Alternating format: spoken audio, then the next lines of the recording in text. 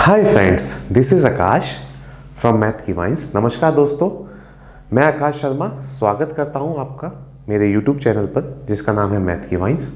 आज हम जिस टॉपिक के बारे में डिस्कस करने वाले हैं वो 8th क्लास का सबसे इम्पॉर्टेंट टॉपिक है और वो टॉपिक क्या है? Comparing quantities.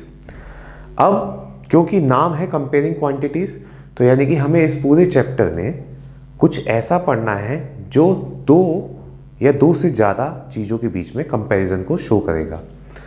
लेकिन स्टार्ट करने से पहले मैं कुछ आपके साथ शेयर करना चाहता हूँ। वो क्या है कि जब मैं स्टूडेंट से बात करता हूँ कंपेयरिंग क्वांटिटीज़ के बारे में तो स्टूडेंट हमेशा कंफ्यूज रहते हैं और वो ये कभी नहीं बता पाते और यही कहते हैं कि सर हमें ये कभी समझ नहीं आता कि अगर मैं रेशो या परसेंटेज की बात करता हूँ तो हम किस तरीके से रेशो को इम्प्लीमेंट करते हैं और किस तरीके से परसेंटेज को निकालते हैं।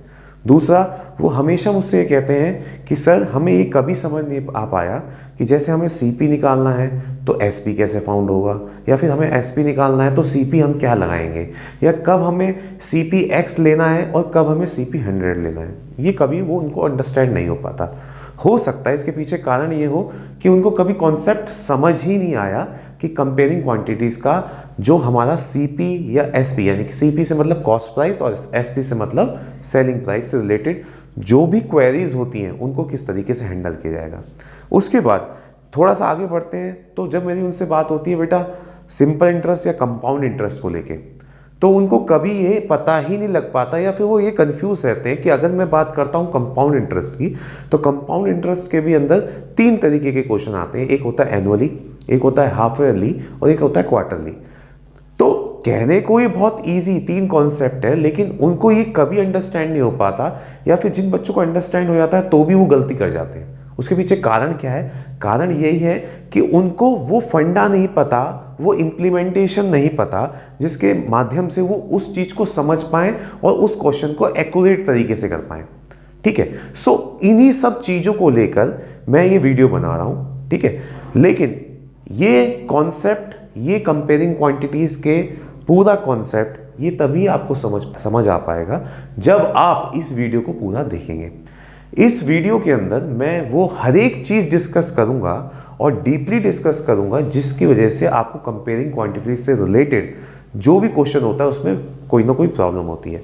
और ये दूसरी बात, ये इस वीडियो मेरी उन स्टूडेंट्स के लिए भी बहुत बेनिफिशियल है जो कॉम्पिटिटिव एग्जाम की प्रिपरेशंस कर रहे हैं। क्योंकि क्या होता है, मैंने देखा है एसएससी और आईबी ऐसे करके बहुत सारे गवर्नमेंट जॉब्स के जो कॉम्पिटिटिव एग्जाम्स होते हैं उसके अंदर कंपेयरिंग क्वांटिटीज से रिलेटेड क्वेश्चन आते ही आते हैं। चाहे मैं रेशो की बात करूं, चाहे मैं परसेंटेज की बात करूं, चाहे कंपाउंड इंटरेस्ट, चाहे सिंपल इंटरेस्ट की। सो मेरी आपसे रिक्वेस्ट है, अगर आप सच्ची में इस कंपेयरिंग क्वांटिटीज़ को टॉपिक को समझना चाहते हैं और अगर आप इसके लिए सीरियस हैं तो जब तक आप इस पूरी वीडियो को नहीं देखेंगे तब तक आपको कॉन्सेप्ट क्लियर नहीं हो पाएगा। तो मेरी रिक्वेस्ट है, अपने माइंड में से कंपेयरिंग क्वांटिटीज़ के लिए जो भी आपके मन में डाउट है या आपको समझ नहीं आता, आशा करता हूँ इस पूरी वीडियो को देखने के बाद आपके वो सारे डाउट क्लियर हो जाएंगे। सो आइए स्टार्ट करते हैं। आप देख सकते हैं बोर्ड के ऊपर मेरा चैप्टर नंबर 8 है, ये क्लास 8 का कंपेयरिंग क्वांटिटीज़।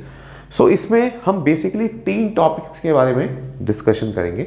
सो मेरा सबसे पहला टॉपिक है जिसमें लिखा हुआ है रिकॉलिंग रेशो एंड परसेंटेज। अब क्योंकि टॉपिक कहने को 8th क्लास का है, लेकिन ये रेशो एंड परसेंटेज ऐसा टॉपिक है जो हमने कई बार मेरे ख्याल से 5th 6th से हम पढ़ते हुए आ रहे हैं। ठीक है ना, और 5th 6th से पढ़ते हुए आने के बावजूद भी कुछ ऐसे सर्कमस्टांसेस होते हैं कि जब कहने को हमारी इतनी प्रैक्टिस चल रही है फिर भी ऐसे सर्कमस्टांसेस हो जाते हैं कि जब हम बड़ी क्लासेस में आते हैं या फिर हम कोई कॉम्पिटिटिव एग्जाम की तैयारी कर रहे होते हैं तब भी हमारे वो डाउट्स क्लियर ना होने की वजह से हम क्वेश्चंस को गलत कर जाते हैं। तो हाँ, हम इस चैप्टर के अंदर इन रेशो एंड परसेंटेज के बारे में बात करेंगे।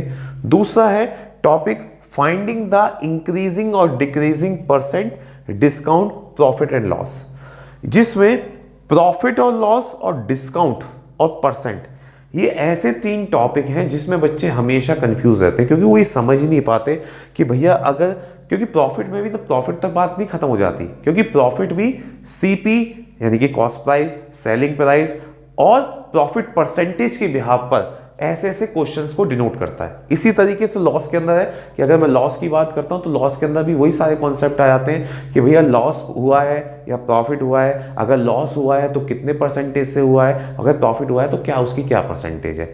तो ये वो क्वेश्चंस हैं, क्योंकि क्या होता है ना, ये सारे फॉर्मूले बेस्ड क्वेश्चन है, ठीक है।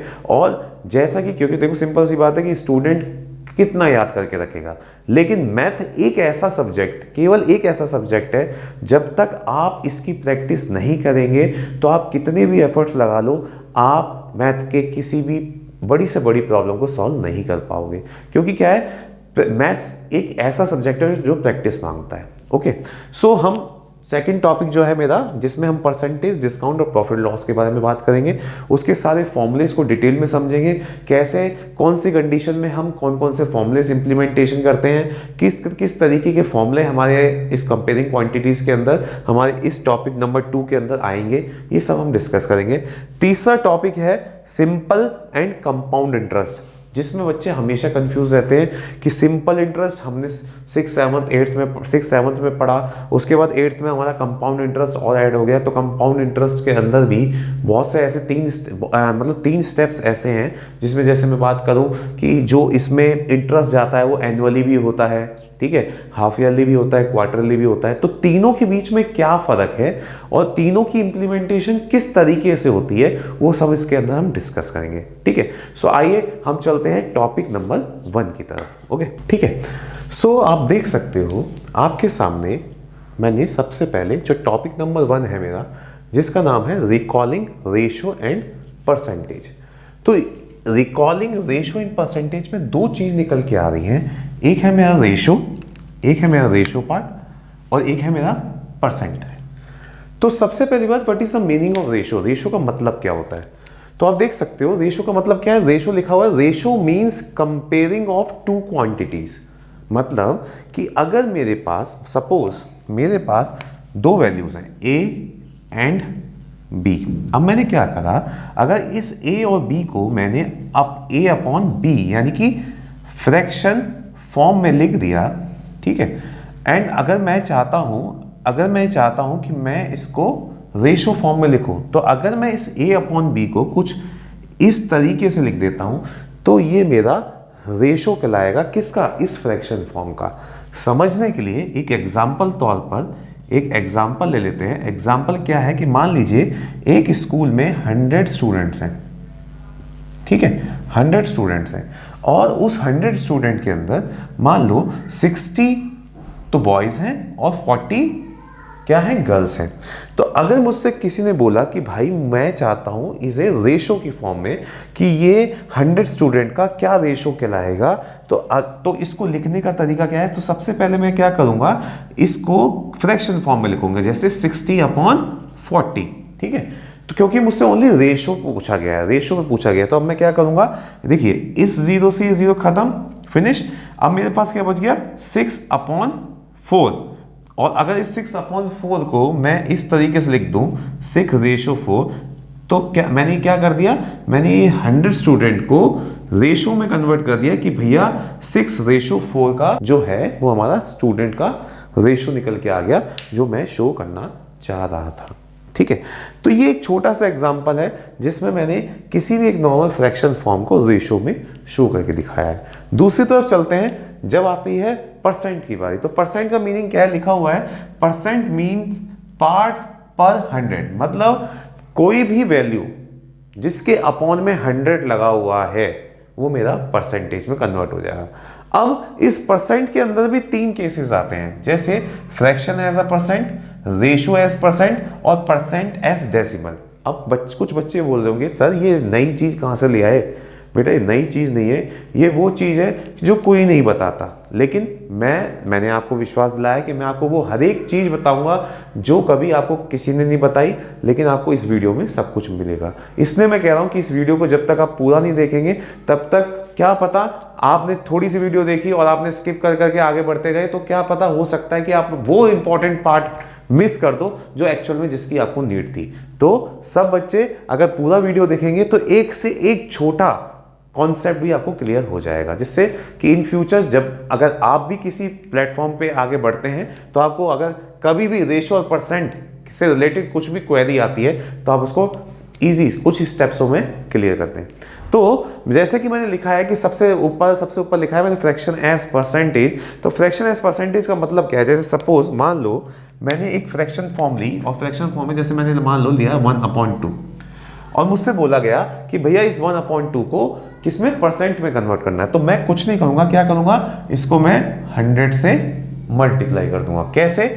इसको मैंने 2 से देखो 2 5 10 और 0 कितना परसेंट हो गया, यानी कि ये कितना परसेंट हो गया फ्रैक्शन एज परसेंटेज में। अगर किसी भी फ्रैक्शन फॉर्म को मुझे परसेंटेज में कन्वर्ट करना है तो मैं कुछ इस तरीके से करूंगा। दूसरा पॉइंट आता है मेरा रेशो एज परसेंटेज। रेशो अभी मैंने रेशो आपको समझाया था। तो कोई भी रेशो, जैसे सपोज मान लीजिए मैं लिखा 4:5, ठीक है, ये 4:5 एक परसेंटेज है। अगर मैं एक रेशो दिया हुआ है, अगर मुझे इसे रेशो फॉर्म में कन्वर्ट करना है तो मैं क्या करूंगा 4/5 × 100। ये बार बार 100 क्यों लगा रहा हूं? क्योंकि मैंने सबसे पहले ही क्लियर कर दिया था कि परसेंट क्या होता है। परसेंट मींस पार्ट पर 100, यानी कि जो भी मैं कॉन्सेप्ट अप्लाई करने वाला हूं उसमें 100 की मौजूदगी होना अनिवार्य है।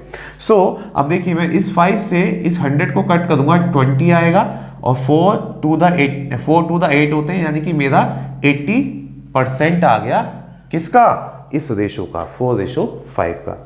उसके बाद मेरा नेक्स्ट जो टॉपिक है वो है percent as decimal. Percent as decimal का मतलब क्या है कि यानी कि मुझे कोई परसेंटेज गिवन है और मुझसे ये बोला जा रहा है कि इस परसेंटेज को डेसिमल में कन्वर्ट करो। तो उसके लिए मैं क्या करूंगा, आप देख सकते हो मैं क्या करूंगा, इस 15 के नीचे परसेंट है। जब भी हमारी परसेंट की बात आती है तो हमारे माइंड में हमेशा एक बात स्ट्राइक होती है कि यार ये परसेंट है ना तो 100 तो होगा ही होगा। तो मैं क्या करता हूँ इस 15/100 लिखता हूँ। 15/100 को लिखने के बाद जैसे ही मैं इसको सॉल्व करूंगा तो मैं अगर 100 से 15 को डिवाइड करूंगा तो क्या आएगा 0.15 और ये मेरा डेसिमल फॉर्म में आ गया। ठीक है जी, ये मेरे को डेसिमल फॉर्म में निकालना था तो मैंने डेसिमल फॉर्म में निकाल दिया। तो ये कुछ बेसिक चीजें हैं जो आपको पता होना चाहिए किसके केस में, रेशो एंड परसेंटेज के बीच में। तो आई थिंक ये आपको क्लियर हो गया होगा, ठीक है ना। सो मैं आपको एक बार फिर से डिस्कस कर देता हूं जिससे कि किसी भी तरीके की परेशानी ना हो।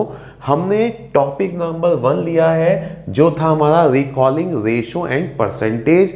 रेशो और परसेंटेज में क्या फर्क होता है, यहाँ लिखा हुआ है ratio means comparing of 2 quantities, यानी कि रेशो क्या मतलब है कि किन्हीं 2 चीजों के बीच में कंपेरिजन रेशो कहलाता है। उसके लिए मैंने क्या करा, मैंने 2 वैल्यूज ली A एंड B और उसको एज अ फ्रैक्शन फॉर्म में लिख लिया।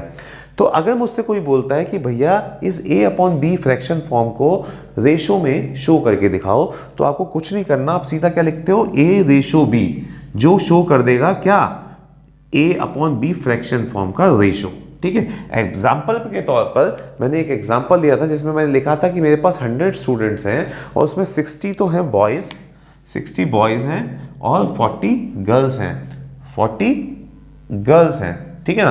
तो अगर मैं चाहता हूं कि इसको रेशो फॉर्म में लिखना तो मैं क्या करूंगा 60/40 मैंने फ्रैक्शन फॉर्म में लिखा और क्या करा 0 से 0 कट, तो मेरे पास क्या बच गया 6/4 और इस 6/4 को मैंने रेशो में कन्वर्ट कर दिया। तो एक छोटा सा और बहुत लॉजिकल कॉन्सेप्ट है रेशो को कि हाउ टू प्रोड्यूस रेशो, ठीक है, ये एक कॉन्सेप्ट है छोटा सा। सो उसके बाद आता है परसेंट दूसरा टॉपिक है हमारे इस टॉपिक नंबर 1 का दूसरा पार्ट है परसेंट। तो परसेंट का मीन्स क्या है, परसेंट मीन्स पार्ट्स पर 100, यानी कि कुछ भी कोई सी भी वैल्यू जो आप परसेंटेज में ले रहे हो उसमें 100 का इंक्लूड होना। कैसे, जैसे इसमें 3 पार्ट्स बताए गए हैं। सबसे पहला है फ्रैक्शन एज अ परसेंट, दूसरा है रेशो एज परसेंट, तीसरा है परसेंट एज डेसिमल, तो इन तीनों के बीच में फ़र्क क्या है? जैसे सबसे पहला है फ्रैक्शन। तो फ्रैक्शन में मैंने आपको पहले ही बता दिया है कि 1/2 एक मेरा फ्रैक्शन वैल्यू है and I want to know कि इसका परसेंटेज क्या होगा। तो मैं क्या कहता हूँ कि 1/2 को मैंने 100 से मल्टीप्लाई किया, सॉल्व किया, तो मेरा 50% निकल के आ गया। ये मेरा फर्स्ट पार्ट हो गया, फ्रैक्शन एज अ परसेंट। दूसरा है रेशो एज परसेंट। तो रेशो में मेरे पास एक रेशो था 4:5। उस 4:5 को मैंने 4/5 की फॉर्म में लिखा, यानी कि फ्रैक्शन फॉर्म में लिखा और 100 से मल्टीप्लाई कर दिया और सॉल्व किया। 4 × 20 होते हैं 80%। ठीक है। तीसरा है percent as decimal. Percentage decimal में मैंने लिखा 15%, मैंने एक परसेंट वैल्यू ले ली और जैसे ही 15/100 करके उसको सॉल्व किया तो मेरा आंसर आया 0.15, जो कि एक डेसिमल है। आई थिंक ये कॉन्सेप्ट क्लियर हो गया होगा। सो प्लीज जिसको ये वीडियो अच्छी लगी है, मैं जानता हूँ सबको वीडियो अच्छी लगी होगी, तो प्लीज लाइक कीजिए, सब्सक्राइब कीजिए और इस वीडियो को अपने सगे संबंधी, अपने फ्रेंड्स को, अपने फ्रेंड सर्कल में डिस्ट्रीब्यूट कीजिए, शेयर कीजिए। Thank you so much.